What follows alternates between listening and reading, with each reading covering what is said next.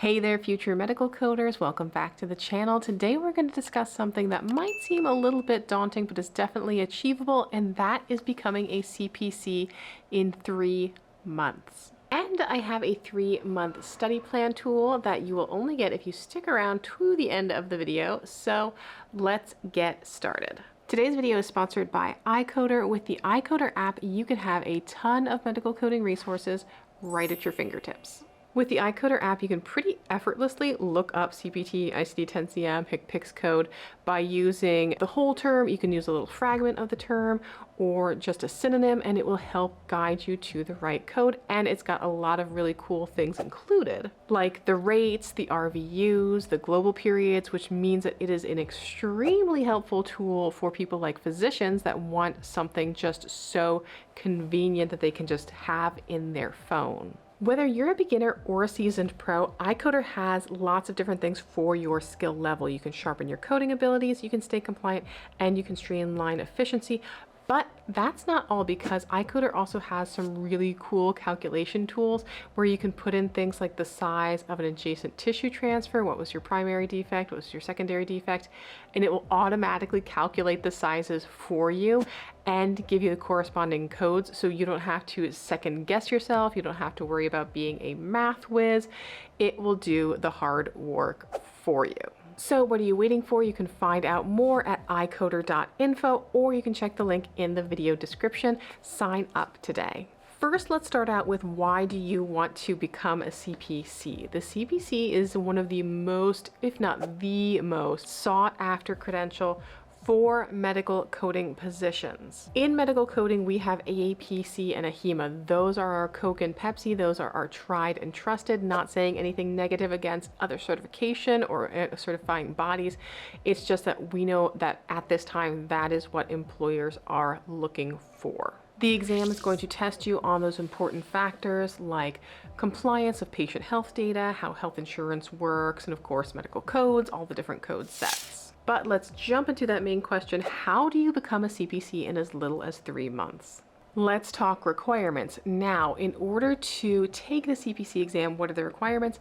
You have to be a member of the AAPC, so you have to pay membership dues and you have to pay for the exam.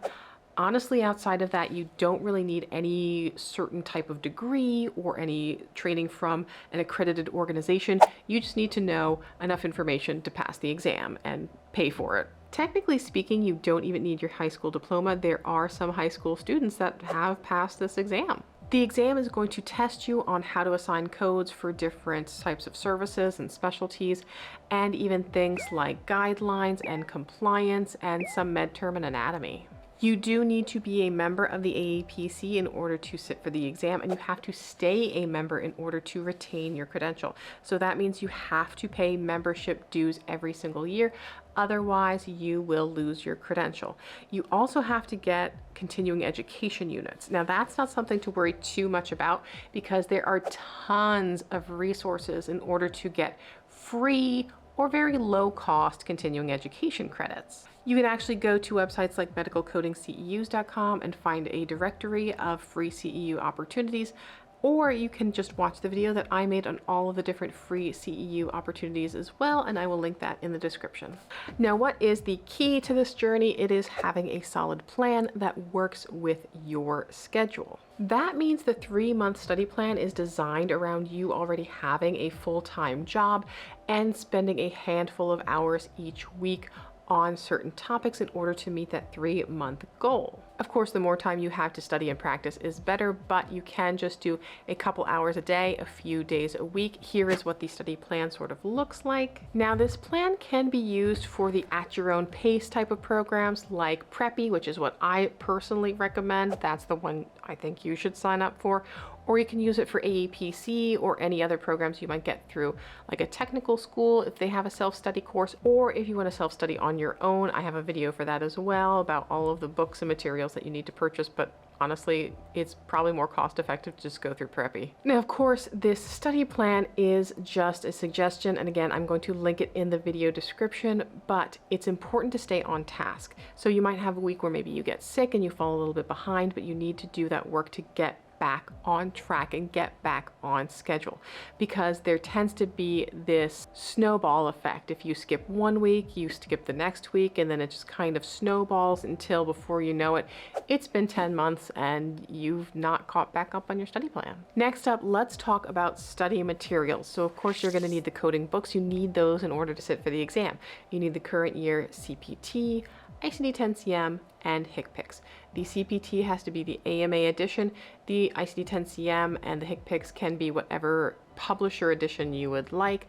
I personally like the AMA edition. The Optum editions are good as well, but they have to be either the current calendar year or the prior calendar year. The AAPC does not allow you to use more than one calendar year back, or you can't use the next year's books. Like let's say you're testing in December and you have all of your next year's books already ready to go. You wouldn't even want to use those books because the exam itself is based off of calendar year. So they change it January 1. The ICD-10 codes change on October 1. So during that gap period of October 1 to January 1, you shouldn't be using your new book because they haven't even changed the exam. So you might get messed up or tripped up because you're trying to use codes that aren't on the exam yet. So again, you want to have the current calendar year code books or one prior year calendar code books. So if you're testing in 2024, you want the 2024 books or 2023 books. You can't use 2022, you can't use 2025. And of course, you're going to want some sort of training material. The books themselves won't teach you how to use all the books and the compliance parts and the med term.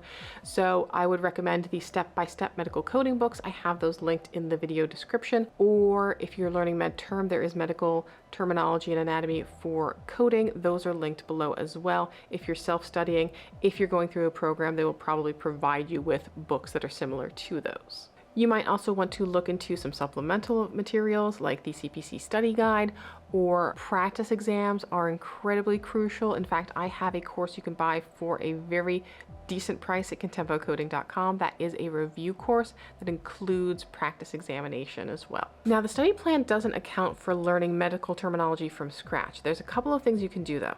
One is you can spend that first week learning the prefixes, the suffixes, and the root words so that you can use those as the building blocks to figure out most medical terms. In this case, things like flashcards are very helpful because they will help you study the different breakdowns of med terms. You can also use things like the book that I recommend, or what you can do is this book, for example, will break down the different body areas and organ systems. So when you're studying the codes for cardiovascular, also go through the cardiovascular med terms prior to studying the codes. So study that section of med term and then get into the codes. You can also check your local libraries if they have resources for learning medical terminology, since that doesn't change like codes change. Or sometimes community colleges or different programs that you can find online have an online med term course that's available for free or for very cheap. A lot of people like to use different techniques to highlight and bubble or underline their books. If you're interested in that, I would recommend going directly to cco.us. They have what they call the BAT technique, bubble, highlight, annotate technique.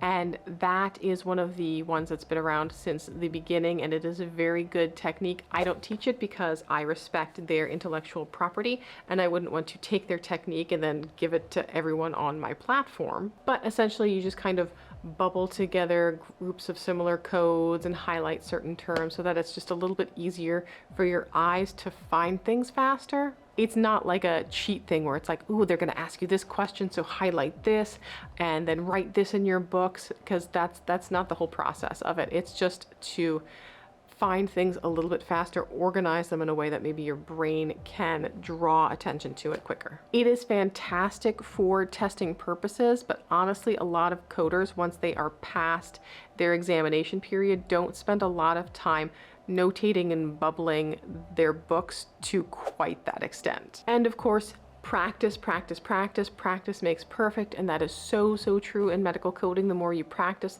the more types of scenarios you'll get familiar with, and the less likely you are to get tripped up on them when you take your exam. If you have like the step-by-step books, they have an entire separate workbook of cases you can go through.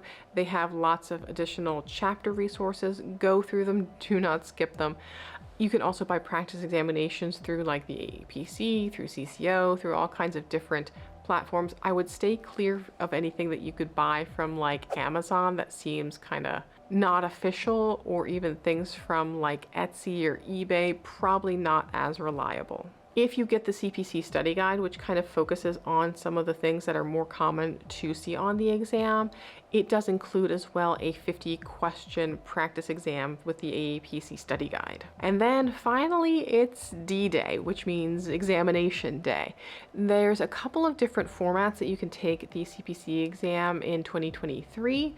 You can take them in person or the online remote proctor. You can also buy either one examination attempt or 2 examination attempts.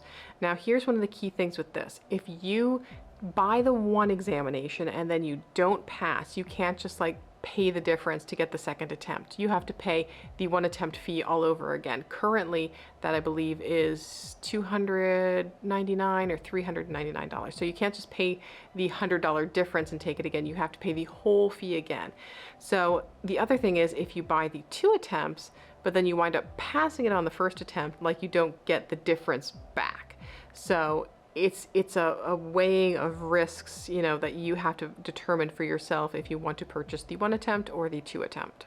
If you're doing really well on practice examinations, like you buy the practice examinations through me or the AAPC, and you're getting an 80% or above, that's usually a fairly good indicator that you will pass on the first attempt. But ultimately, it really is a very personal decision for you to determine which is right for you. Same thing with if you want to take the examination in person, or if you want to take it online and have a remote proctor. The exam is long and it is stressful, so it's really important to relax and stay focused and stay confident. I've had people say that things like sucking on peppermints can help them. You're not allowed to listen to music or anything like that, because obviously they don't want to have to monitor in case someone would maybe be fed answers through earbuds or something like that. It does have to be a quiet environment. But there are ways that through, you know, breathing techniques and things that you can relax yourself. If you're someone who has a lot of anxiety, don't be afraid to maybe go to your doctor and say, like, is there a way that I can maybe take something to knock myself down a peg during the exam? And honestly, the more you practice, the more you prepared, the better your confidence will be, and then you might feel better when you're sitting for the actual exam. You also need to pay attention to time. So the CPC exam is 4 hours and it is 100 questions. So you might want to start timing yourself, do 25 questions, and see if it takes you under an hour, for example. It's also important to understand things like strategy, things like process of elimination, things like making sure you read the question and the answers before you read a long note. If you have a very long case study and it's a page or 2, scroll to the bottom of it and see what the actual question is. Because if it's just, hey, what's the ICD-10-CM codes for this case, you know not to focus on things like the procedures. You know that you're going to need to visually abstract and notate what the things are for the diagnoses versus procedures and services. You also want to understand the process of elimination. The process of elimination is so important because oftentimes you can look at the 4 options and eliminate 2 of them. Oftentimes the codes are very similar, so you might have one that's J20.1 and another that's J20.2. So instead of going into the alphabetic index, you can go right to your tabular list and look at those codes and go, oh, what's the difference between those 2 codes? Scan your note and determine what is the correct answer. Especially if you're kind of coming down to a time crunch, you should be really narrowing down things and determining based off of an educated guess what is the best thing.